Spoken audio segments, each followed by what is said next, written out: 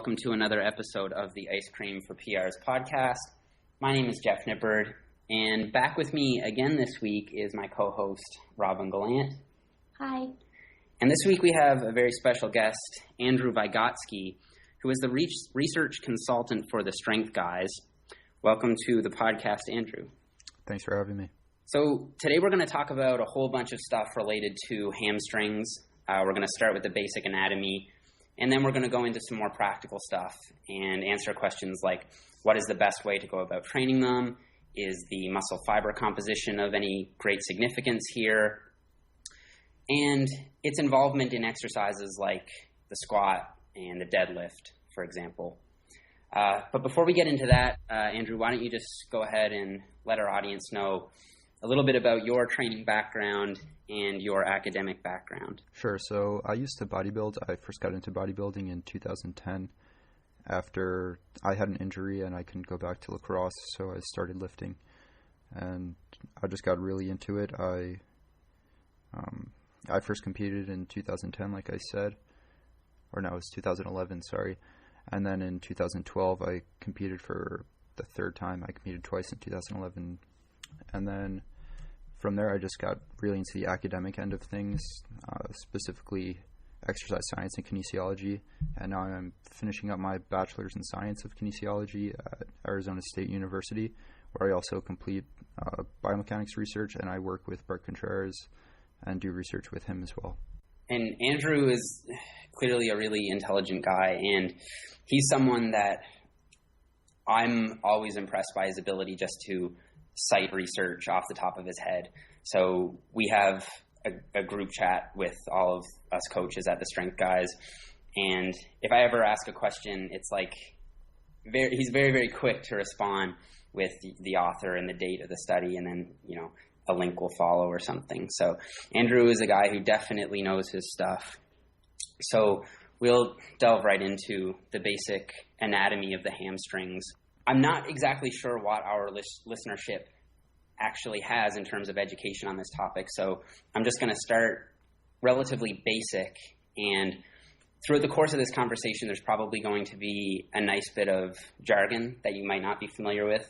So there's a couple of things that we can do here. I'll either try to define it when I can, or, ask Andrew or Robin to elaborate a little bit more.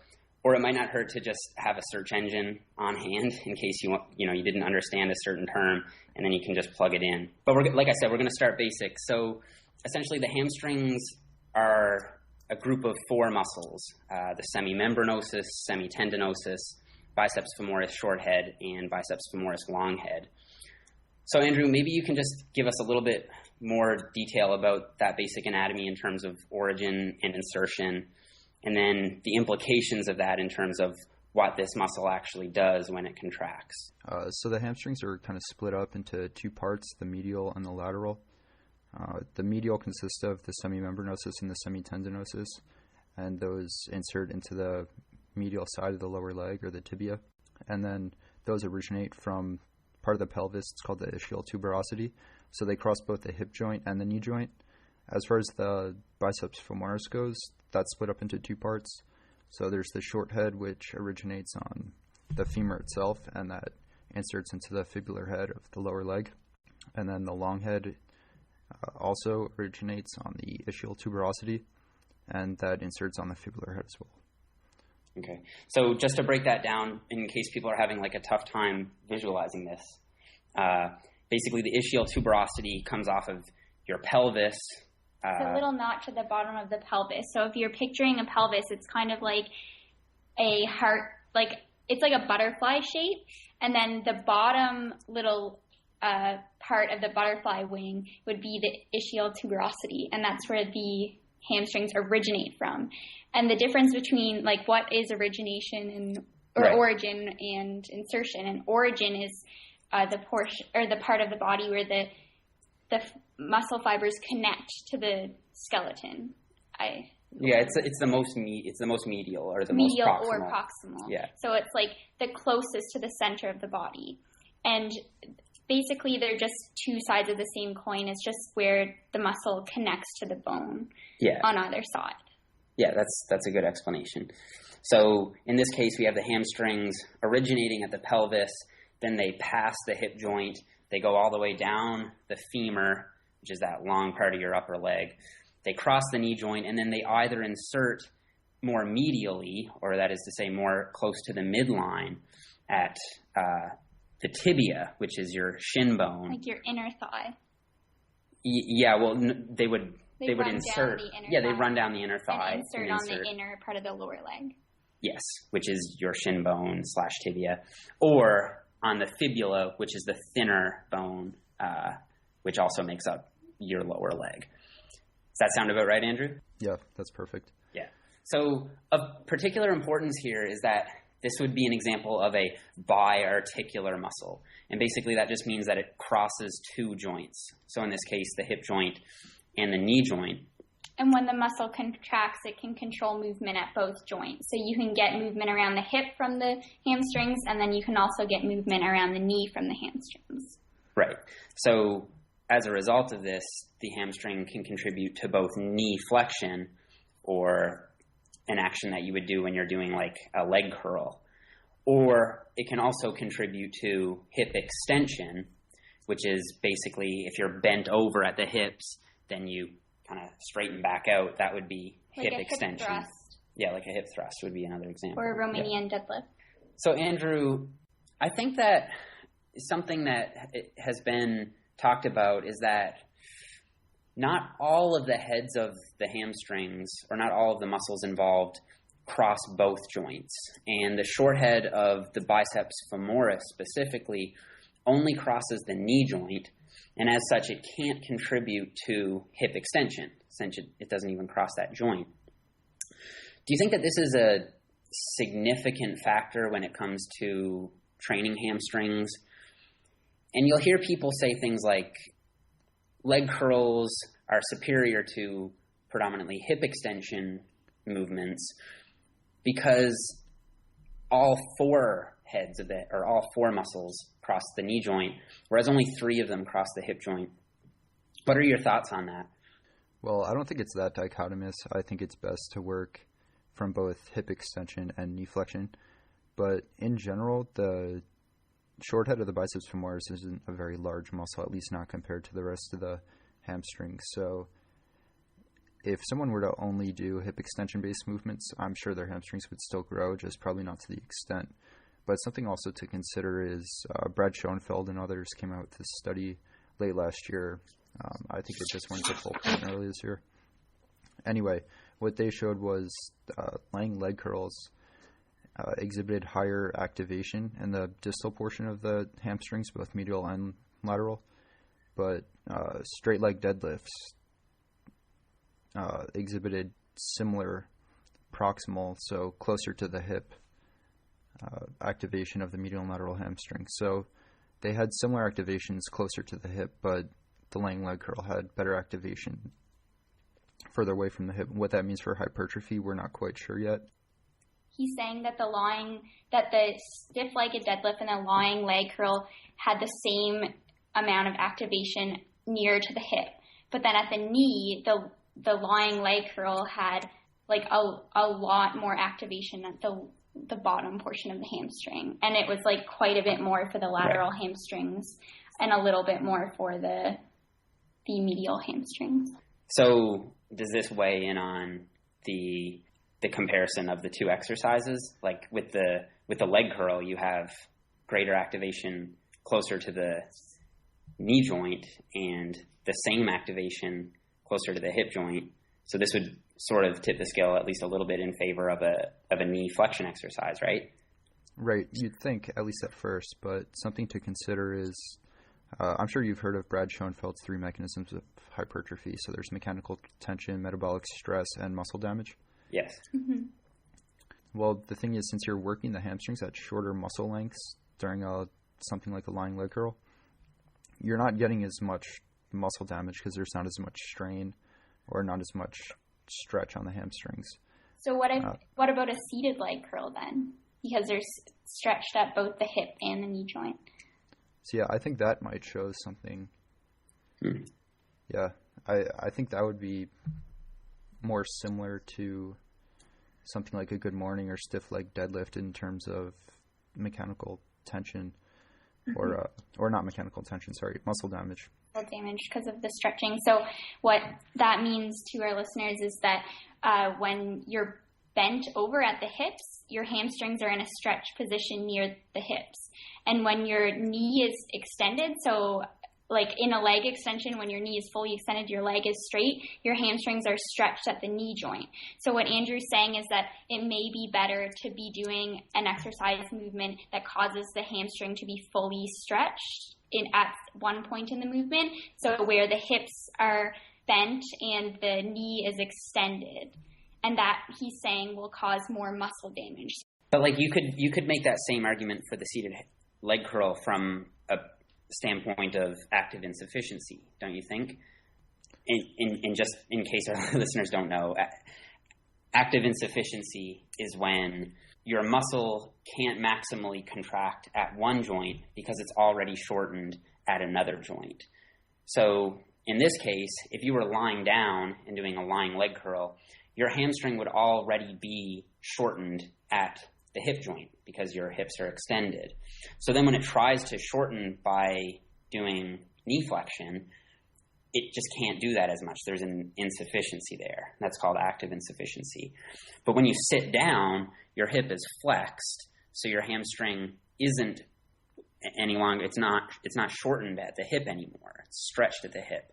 So you can more forcefully contract it at the knee joint. So there is no more active insufficiency there. Do you think that is another case to be made for seated leg curls being superior to lying leg curls? Well, the thing with active insufficiency is it just relates to torque. So how much force you can produce from that muscle at a certain point in time. I don't know how that relates to hypertrophy, but one of the mechanisms is mechanical tension. So there might be something there. So you're not able to produce as much tension within the muscle. So it may not signal to grow as much. So back to the lying leg curl versus the stiff-legged deadlift, you were going to explain why at first it may seem that the leg curl from this one study was superior because you're getting the same activation at the proximal area of the hamstring and the distal. You're getting the same at the proximal and more at the distal. So at first it seems like this is better, but you were going to explain why this may not actually be true.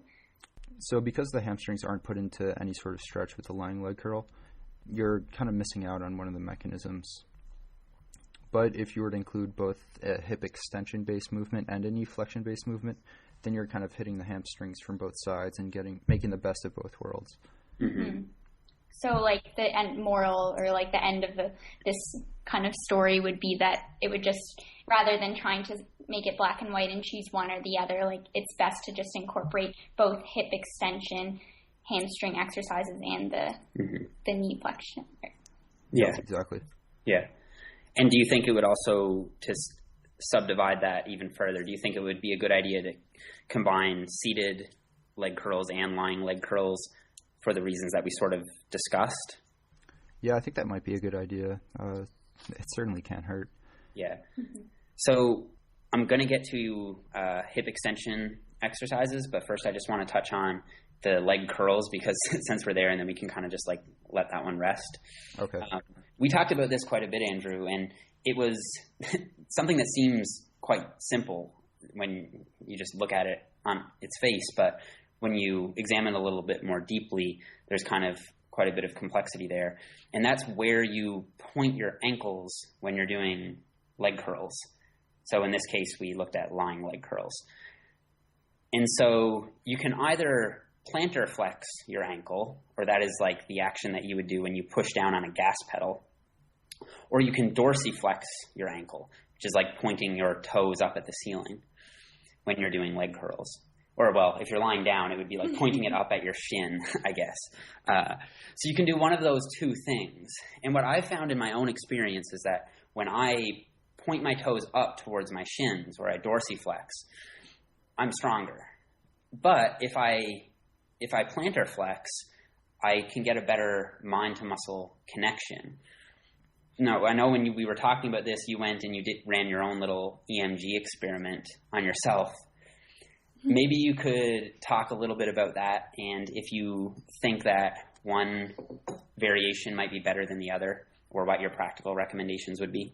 So what I did is I chose a load that I could do for about 12 reps, and I did it with my toes pointing in dorsiflex, so my toes pointed towards my shins, I guess you could say, and I was able to pump out 12, no problem. Then I recorded another trial with my foot plantar flexed, and it was a bit harder. I think if I controlled for load, it would have changed things a little bit, but I found that when I did plantar flex, my hamstrings got a little bit higher activation, but it wasn't that much. So if I were to control for intensity of load, that is, it would have been similar activation no matter where I pointed my toes, so long as I guess it was a 12 rep max or whatever. Mm-hmm. Does that make sense? It does make sense, because you're saying that you were probably weaker when you were plantar flexed. So even though you had the same amount of load, you might have gotten a little bit of higher activation just because you had to work harder. Is that basically the... Yep, that's exactly it. Yeah. And there was a study from 2000 that we spoke about, Kroos et al., and that also looked at the same problem. Yeah. And they had pretty much the exact same findings. So people were able to develop more torque with their ankles or dorsiflexed, but EMG was the same as less torque with ankles plantar flexed. Right. So I guess the main take home here would be that you can kind of do whatever is most comfortable for you. For me, since we've had all these conversations, I've just been dorsiflexing all the time, because I can move more weight that way, and I think that, you know, that's just as good as if I were to, you know, go through the whole annoyance of having to plantar flex my ankle and then do an exercise that feels awkward to me. Yeah, I completely agree.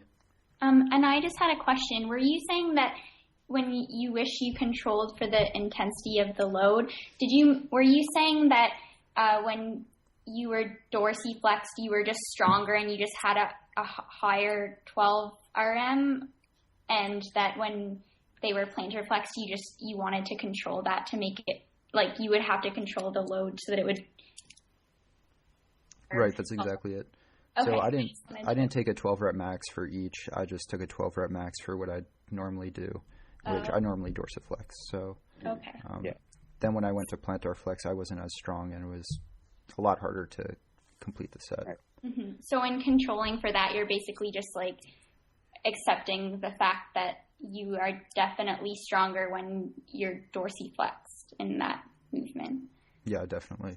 And plus it makes sense because you get like contributory torques from the gastrocnemius, because that runs from basically your calves. It runs from your ankle to the back of the femur or the thigh. It's a really big meaty part of the calf. The one that I don't have. Jeff more than makes up for it.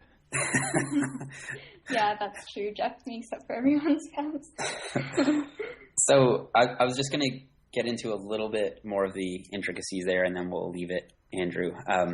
So the reason, presumably, why you're stronger in dorsiflexion is because it allows your gastroc to contribute to knee flexion. So for the people who don't know, gastrocnemius is one of the calf muscles. It crosses two joints, so it itself is biarticular. And so one of its functions is to plantar flex the ankle. The other function is to flex the knee. So yes, your calves would contribute to a leg curl. So when you plantar flex or point your ankle down or point your foot down, your gastrocnemius is already shortened at the ankle joint. And so, like we sort of talked about earlier, it can't also maximally shorten at the knee joint when you flex it, when you do your leg curl. So it contributes less to the knee flexion. Yes, exactly. So it would make sense that you would be weaker.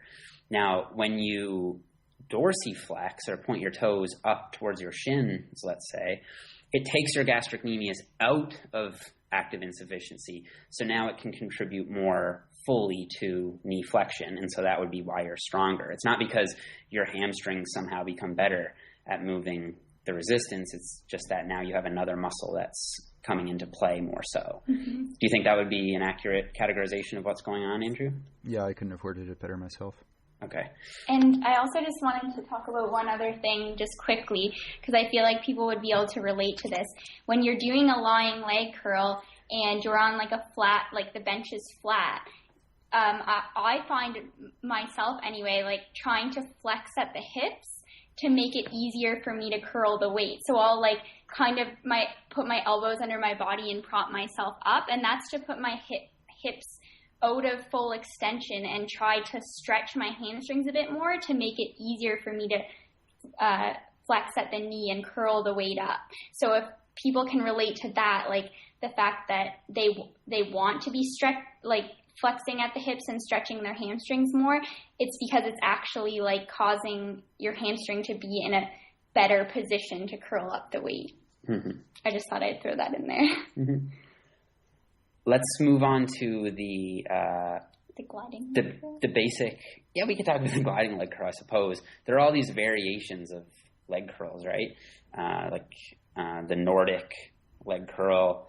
There's the gliding leg curl. Do you have any flavor that you like particularly, or is there any significant difference amongst these different variations? I mean, personally, I love the gliding leg curl because you're working both knee flexion and hip extension at the same time. Yeah. And I just think that's really efficient. Plus, it feels great if you've ever done it. How do you add resistance to that though? Because I've done them before, and I don't know. I just or is it just like body weight? So you could put a plate around your waist. Yeah, you could put a plate around your waist or a weight on your lap, or you could also switch to unilateral. Oh, yeah. Yeah, that's what I usually do. Do you want to describe the movement for our listeners, Andrew, just so that they can have a picture in their head of what a gliding leg curl is? Okay, it's a bit complicated to describe, but I'll do my best. We trust you. Okay, so basically you want to hang from a bar within a Smith machine, or if nobody's there, a squat rack, and put your foot up on a box such that your body kind of forms an L. So your torso is vertical and your legs are parallel with the ground. And then you're going to extend at the hips and flex at the knees at the same time, such that when you finish the movement, your torso and the upper part of your legs are parallel with the ground and your lower legs are perpendicular with the ground or the box. Mm-hmm. And when we say extend of the hips, just think thrusting your hips, and then flex of the knees means curling your legs, just so that people can visualize that. Mm-hmm. Just a couple months ago, I wouldn't know what that meant, so I'm just being courteous. That's really, really good, though. I got a really good visual of the gliding leg curl with that description. And then the last one I want to touch on is the Nordic ham curl. So this is where basically you just pin your ankles down to the ground and you sort of just fall forward and then curl your own body back up against its own resistance. And this is a really difficult exercise. And from what I've seen, there's actually a lot of research on this particular exercise in terms of injury prevention. Is this one that you've experimented with, Andrew, or is it one that you use in your training or in your... I haven't personally done the Nordic ham curl, but I have done a bunch of glute ham raises, which are pretty similar, but the axis of rotation is going to be a little different, so it makes it a little bit easier, but it's the same concept. Right. Personally, I love them. I don't know that I can do a Nordic ham curl, to be honest. They're really, really hard, yeah. You can use a pole to help push your body weight up with your... Or you can put a band around yourself so that, the hardest part of the movement, which would be as you get closer to the ground, you get more and more help from the band, essentially, right? So the eccentric curve or the eccentric tension curve isn't, quite as difficult to overcome. So the glute ham raise, this I would think would be probably one of the best knee flexion exercises because it also utilizes hip extension isometrically. Right. Depending how you do it, some people fold down at the bottom. I used to. I don't anymore. It's more difficult if you don't, right? Yeah, it's definitely more difficult if you don't, because then you don't have that inertia to kind of help you up from the bottom. Yeah. Does that make sense? No, it does. Okay. So how significant is the fact that you have to actively work to keep the hips extended while flexing the knee at the same time? So my question is, do you think that the fact that, I mean, clearly this exercise is loaded differently than would be just a simple seated leg curl, right? Yeah. Or let's say a lying leg curl, because the hips are extended in both exercises, right? All you're doing is extending and flexing the knee. Yep. So we have the lying leg curl, and then we have the glute ham raise. Well, the torque curve is going to be totally different. So it's going to be harder when your body's out straight in the beginning of the movement. And as you go into active insufficiency, it's the movement itself. There's less torque, so there's less force, I guess you could say. It's not force, but... So they're matched up pretty well then, like the torque and then with the active insufficiency. Just from experience, I'd say the torque curve of the glute ham raise is a little bit steeper because it does get really easy towards the top, in my opinion. Yeah, true. Brad actually wrote a fantastic article on the glute ham raise. It's called Gutting the Glute Ham Raise. It's on T Nation, and he discusses all the torque requisites, and it's crazy how much work you have, or your hamstrings have to do in order to raise your body in that movement. So you can just really appreciate how strong the human body is. Yeah. But you wouldn't be willing to stand on one side or the other with respect to saying this exercise is probably a better hamstring builder than this other exercise, because I know a lot of people will say that, you know, the glute ham raise is such a difficult exercise, right? It's got to be better than lying down and doing leg curls. I don't like dichotomizing exercises.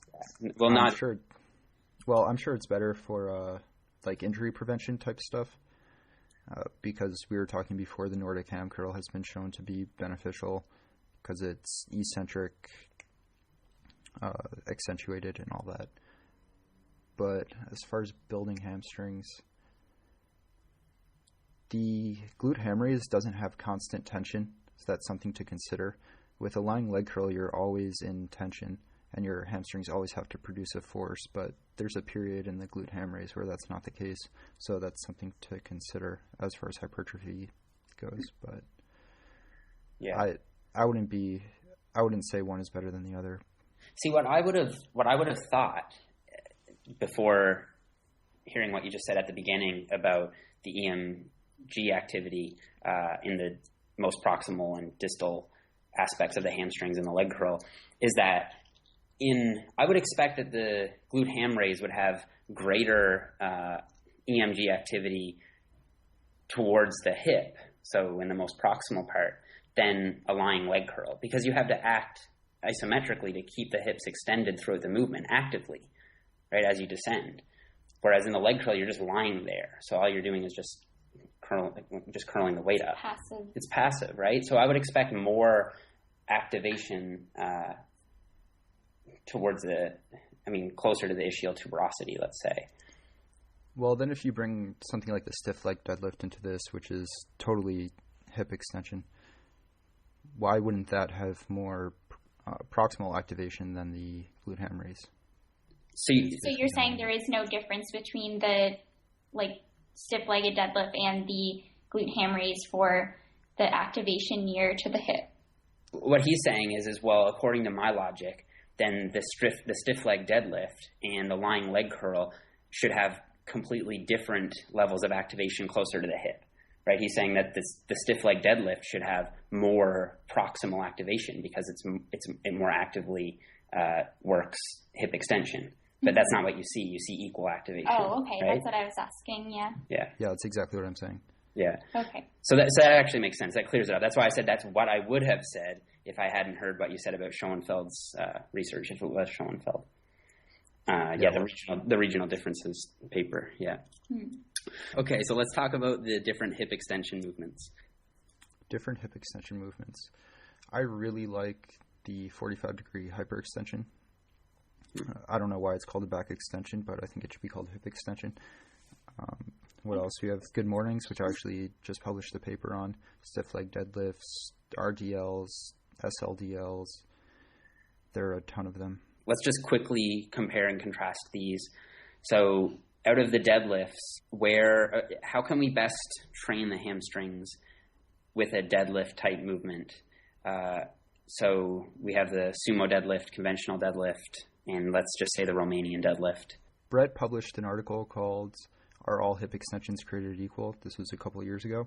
And he looked at the torque curves of all these different movements. So horizontal back extension, I think it was good morning, and 45-degree hyper. And what he found was that the 45-degree hyper intuitively kept the torque range of the of hip extension the highest throughout the entire motion, because you're never perpendicular to the ground. Does that make sense? Mm-hmm. Yeah, it does make sense. Yeah, because when you're perpendicular to the ground, you just lose the tension. Yep, exactly. So for that reason, I'd be partial to saying the 45-degree hyper, although it doesn't always pan out like that. But with the 45-degree hyper, you can actually, with all these movements, you're going to want to kind of train depending on your stance. So if you're a sumo deadlifter, you're going to want to go wider and turn your feet out.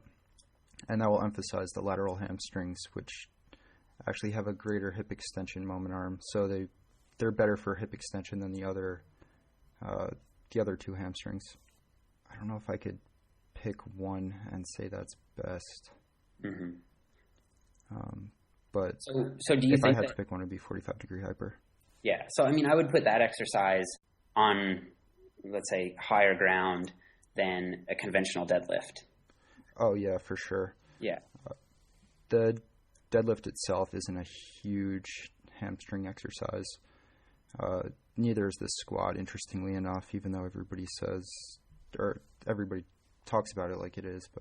And it's because the hamstring, like when it shortens at the hip, it stretches at the knee, and then vice versa on the way up and the way down. Mm-hmm.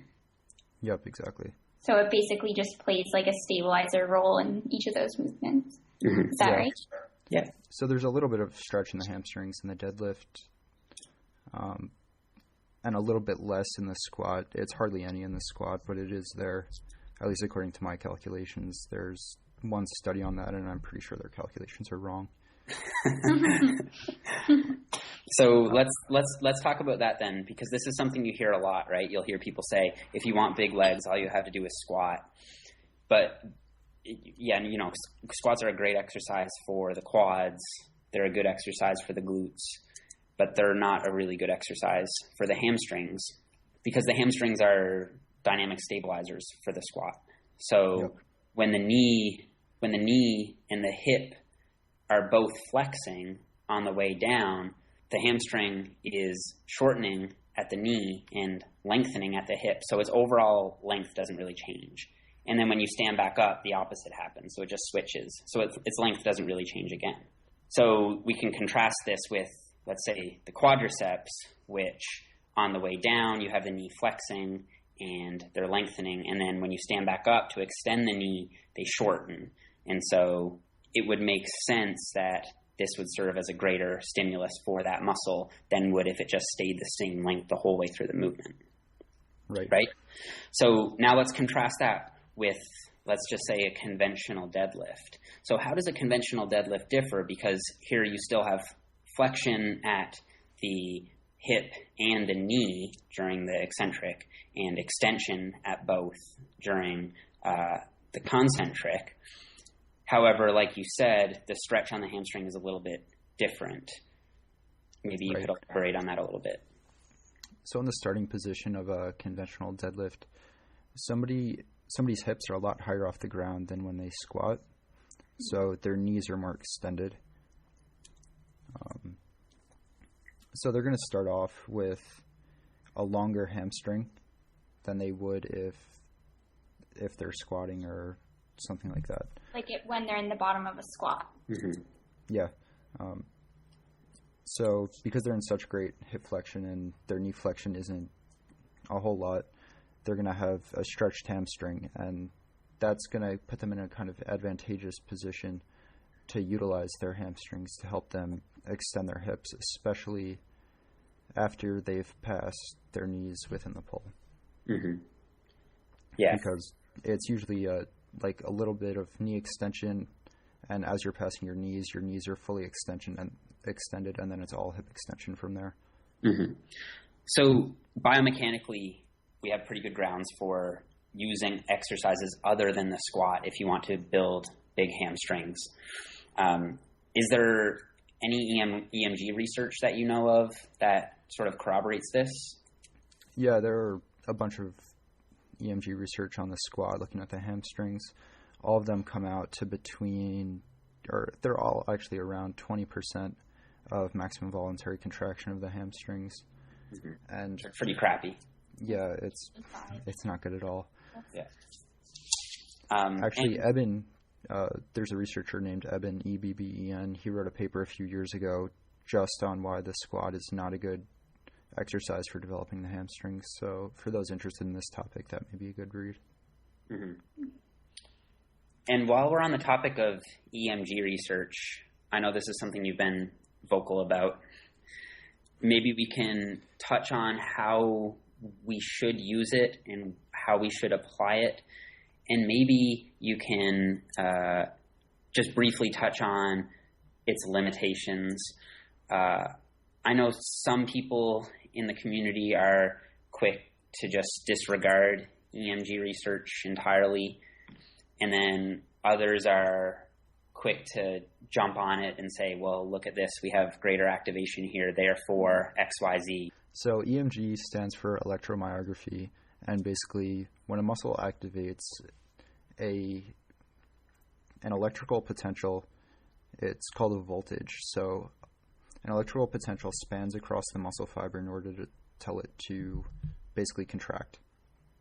So we make use of this by placing something called an electrode, which is kind of like a voltmeter, or it is a voltmeter, it's just very, very sensitive, that picks up on these electrical signals within the muscle, and it tells the EMG unit, which is connected to a computer, what the voltage is at that point in time, and then it'll record the voltage across a certain time span. So something like 2,000 voltages per second it will record.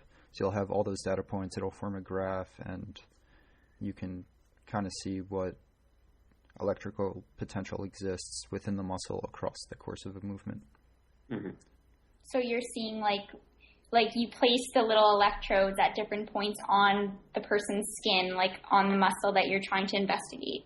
And then you'll see different patterns of activation at different electrodes, or am I correct in saying that? Yep, exactly. So the electrode will only pick up what is directly underneath the electrode. So if I have one on my deltoid or my shoulder, it won't pick up what's going on in my tricep. Mm-hmm. So how is it that you've used that in your research, and how broadly can it be applied? For that is to say, what are its limitations in terms of application? I just published a study last month, actually, that looked at the effects of load on good morning EMG activity and kinematics, so joint angles. And basically what I did, I put EMG on the medial and lateral hamstrings and the lumbar and thoracic erector spinae, and I looked to see how loads 50%, 60, 70, 80, and 90% of 1 rep max change their EMG activity. So that was one application. So I was kind of looking to see how, quote unquote, hard does the muscle work in order to accomplish that task. Mm-hmm. Mm-hmm. There are other applications. You can see just if a muscle is on or off. You can see when a muscle turns on or off. You can see how much harder a muscle is working than another muscle, assuming you normalize, which is a whole other process that we don't need to get into. So the things that you'd want to control for when doing EMG research would be the amount of weight that you're using on the exercise.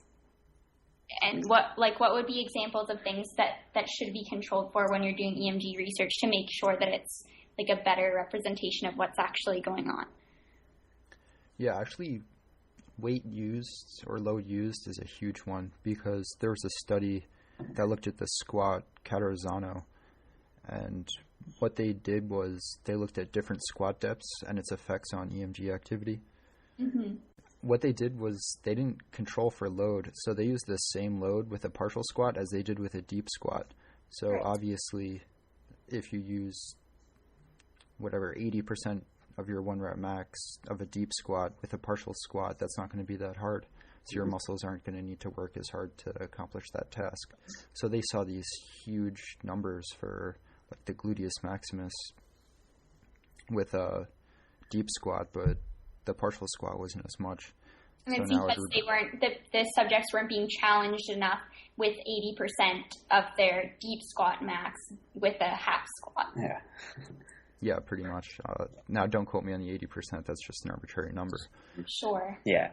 But this is the study that you always hear touted by people who are huge advocates of ass to grass squats, right? They'll say like the glutes turn on by X percent more when you squat below parallel, but they forget to realize that in this study, load wasn't equated across the different depths. Or, I mean, exactly. it wasn't, there was no relative loading scheme across. Yeah, no relative loading was used. Yeah. And that's something that a lot of studies, that's a great point, Robin. A lot of studies fail to utilize relative loading. And I think research is getting better as far as that goes, is realizing this is a limitation. Mm-hmm. Mm-hmm. Okay, so getting back to the idea of hamstrings training, one thing that I heard early in my bodybuilding career was that the hamstrings are predominantly a type 2 or a fast twitch muscle by composition. So they have more type 2 fibers than they do type 1 fibers. And so it would make more sense to train them in lower rep ranges, since this is the best way to recruit those fast twitch fibers. Do you think that there's any truth to that? Or is that broad? Well, from what I've seen, they have a fairly even blend of fiber composition, so type 1 and type 2 fibers. And I know Dan Ogborn's written on training for fiber type composition, and Chris Beardsley has an awesome article that looks at the fiber type composition of basically every muscle. But yeah, from what I've seen, they haven't even type 1 and type 2. So I wouldn't say training for one specific fiber type would be beneficial, but I think it would be beneficial, as like Brad Schoenfeld always says, training a variety of rep ranges and loads. So I actually did look this up a little bit, and it seems to be, you're right, it's actually a pretty even split. So I really don't know where that comes from. I think it's from the fact that, I don't know, I think it comes from observations in some sprinters, and that they had like, and don't cite me on this, this is speculative, they had greater type 2 fiber composition in their hamstrings or something. But across populations, I don't think it holds through. And like you said, it's better to train any given muscle across a variety of rep ranges and intensity ranges. Do you think that even in concept, there's any value to training specific to fiber type? Unless fiber type is specifically very dominant in a muscle, I don't really see a point in doing it. I can't think of any muscles off the top of my head. Do you know if gastrocs are predominantly type 2? I don't know. And soleus is type 1, if I recall correctly. That could be bro science, though. I haven't looked at the personally. Okay, so let's try to come up with a kind of like a quick overarching summary of the exercises that we've touched on. If I were to, do a leg day, I would do my hip extension movement first, and then I would finish off with a couple variations of leg curls in some higher rep ranges. Do you think that makes sense? And that would be a significantly better hamstring workout than doing a bunch of squats and, yeah, for sure, maybe some deadlifts or something. And one thing to add on that is you can always switch it up. It doesn't have to be that the hip extension base movement is particularly heavy and low rep, and then the knee flexion movement is light and high rep. Mm-hmm. So you could switch it up. So you could do glute ham raises, and that would probably be more low rep.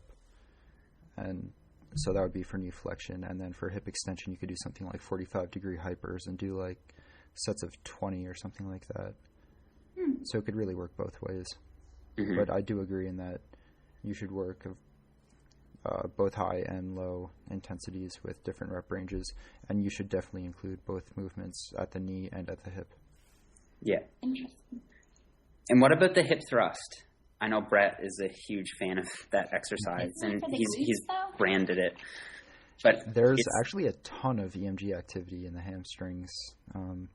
I don't want to talk about data that's not published yet, but come on. So it's looking good. Like the hip thrust is looking good for hamstrings potentially. Yeah, but I wouldn't necessarily use it as a hamstring developer because the hamstrings don't go through that large of a range of motion within it. Yeah. So I would just use that more for glutes. Yeah. All right, we'll talk about that later once the research is out. Right.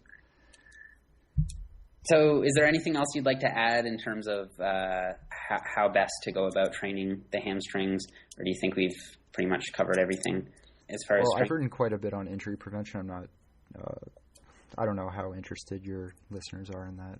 No, I mean, I've heard that, strengthening the hamstrings is one of the best ways to go about preserving knee health. ACL tear. Yeah, so maybe you can talk about that a little bit. Sure. So in my Good Morning paper, I actually related the Good Morning a lot to things like hamstring strains within sprinting. So there was one study that looked at that maximum hamstring length within a sprint, and in some cases strains occur at basically when the hamstrings are stretched the most, so when there's the most strain in the hamstring. And what I found was that the Good Morning at all loads utilized and in every one of the hamstring muscles is stretched to a greater degree than during a sprint. So that may prove that the Good Morning is a good exercise to prevent hamstring strains within sprinting and presumably other sports as well. And that may also be the case for similar eccentric hip extension based hamstring exercises like the stiff leg deadlift or RDL. And as we know from other research, the Nordic ham curl has been shown to be an effective exercise at preventing hamstring strains. So in short, I believe strengthening the hamstrings not only for hypertrophy but eccentric accentuated movements for preventing hamstring strains and potentially other injuries. Like you said, there are some studies on using the hamstrings to prevent ACL injuries because it prevents anterior tibial translation. Because of an imbalance between the quads and the hamstrings, if I'm not mistaken. Yeah, that's like a commonly purported mechanism. So basically the tibia or the lower leg tries to move forward, and if the hamstrings aren't pulling it back, then the ACL is forced to, or try to force to, unfortunately. Okay. And that's when it fails. And so why is it that, would you know why it is exactly that the the Good Morning prevents injuries? Is it because it just, teaches, I don't know the technical terms of this, but, is it because it teaches the hamstrings to be able to adopt a more stretched position, so they have that increased range of motion, or is it because the hamstrings strengthened, or is it a combination of both? Well, I can't yet say specifically that the Good Morning does prevent injuries as much as I wish I could, but if I extrapolate other research, basically if you do a lot of eccentric long length stuff, it increases the amount of sarcomeres in series, so your muscles get longer. And also there's a shift in your strength curve according to the exercises you do. So because the Good Morning puts more torque and thus requires more force from the hamstrings in a maximal hip flexion, which is presumably when the hamstrings strain, then they may be stronger at that point, therefore they may better be able to sustain the strain during sprinting or some other sport. Okay. Mm-hmm.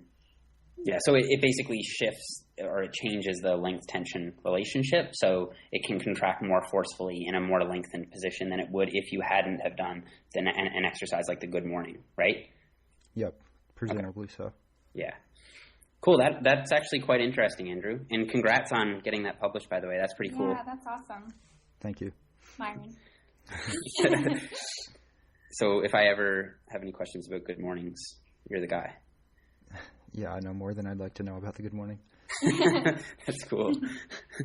All right, man. Well, I guess I would say that I'm good to wrap it up if you are. I think that we... I actually have one more question. Oh, sure. I don't know, like, it's, like, so far gone. I wanted to ask it, like, when we were talking about it earlier, but maybe Jeff can edit it in. Yeah. BRB, more work for you. But, no, my question was going to be, so when we were talking about the differences between, like, the glute ham raise and the hyper extension, where your body, like, your trunk is never going to be perpendicular to the floor in those movements, so they're like constant tension movements. Am I right in saying that, or is the glute ham raise not? No, the glute ham raise isn't. Yeah, the glute ham raise isn't, but the 45-degree hyper is. Okay, so then the 45-degree hyperextension, your trunk never is perpendicular to the ground. So just to explain that to our listeners, when you're standing straight up and the weight is on your back, or when you're holding the weight down as in a deadlift, like when you're at the top of the deadlift, the force of gravity is straight down through your body or straight down your arms to the ground. So you're passively, your hamstrings and your legs are passively like holding that weight up. So there's no stretch in the hamstrings at that point. There's no tension in the hamstrings. So that's why there's a difference between that exercise and the back hyper or the 45-degree hyperextension. So is the only reason why the 45-degree hyperextension better is because it keeps that tension? Well, I think there are a couple of ups and downs to consider with both. Because the glute ham raise, the axis of rotation is at the knee, it's a totally different exercise, right? Right, okay, yeah. So that's knee flexion. And also there's a lot more torque because you also have to move your thigh plus your trunk and not just your trunk, which is the case in the 45-degree hyper. Mm-hmm. Okay. But with the 45-degree hyper, yes, there's a constant torque requirement from your hips at all times. But in the glute ham raise, there's a torque requirement from your knee, but it decreases as you go through the concentric. Yeah, that makes sense. It would kind of be like, if you're doing a lateral raise, then when you bring the dumbbell down to your sides, there's no more tension on your delt. So in the top of the glute ham raise, there's no more tension on your hamstrings because you're just sitting there, kind of thing. Mm. Yeah, or just kneeling there, I guess. All right, Andrew. Well, that has been a very informative discussion for us. I hope that our listeners have learned something from the conversation. Thank you very much, Andrew, for coming on the podcast with us. No problem. Thanks for having me. Hope I was able to provide some good information. I know I didn't know everything, but I hope I was of help. No, you're definitely. I think if anything, it's the opposite. That's the problem. It's the fact that your knowledge level is very high, and I hope that it wasn't, not to insult the intelligence of our audience. I don't mean to do that at all, but sometimes it's difficult to relay complex topics in a digestible way. I'm not sure that we've succeeded, but I hope we did. I tried helping. All right, Andrew, I'm going to wrap it up here. Thank you again for coming on the show, and we'll hope to have you back on again in the future. No problem. Sounds good. Take care.